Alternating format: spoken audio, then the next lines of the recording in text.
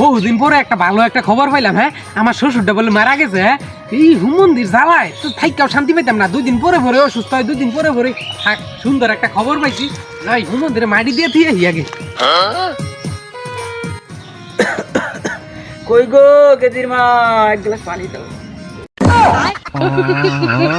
রে, আমার কাছে খবর গেল শ্বশুর মারা গেছে। এই হুমন্দির না দেখি এখনো যেতা আছে। হ্যাঁ, এখনো মরছে না।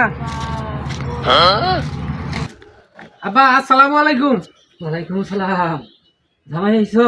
আব্বা আইছি। ও বহ বহ ও আমার ফুট বলে মরে গেছে, মরও না, কোহানি আর কত সহ্য করবো। আব্বা ডাক্তার আনছিলেন? হ্যাঁ আনছিলাম। কোন ডাক্তার আনছিলেন? ইয়াং ডাক্তার আনছিলাম। আব্বা ডাক্তার এটা খুব ভালো ডাক্তার। আব্বা আমার আব্বার চিকিৎসা করছিল, খুব ভালো ডাক্তার। বড় আব্বা যাইছিল, কি লইছিল? ঘোড়ার ডিম নিয়ে আইছিল। আব্বা ঘোড়ার ডিম খুব ভালো। আমার আব্বা যখন অসুস্থ আছিল না, আমার আব্বা আনছিল এই ঘোড়ার ডিম চাক চাক করে কাইটটা পুরো খাওয়াইছি, খুব ভালো উপকার হয়েছিল। বাজান তোমার পায়ে জুতা 2 প্রকারের খায় 2টা।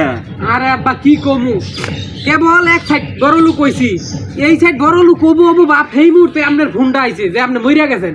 না আর তো বড় লোক আবার পাইলাম না, অন্যই ছুটটা মুটটা আইছি, আই এত দেই তাও আপনি মরছেন না। কি কইলে বাবা? আরে না আব্বা কিছু কইছি না, কইলাম যে আপনার একটা জিনিস আনছি, ভালো একটা জিনিস আনছি।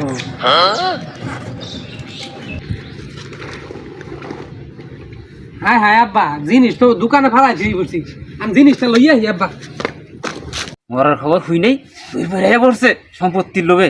ও যে কিপটা, ও যে গেল, ও কি আর আবো?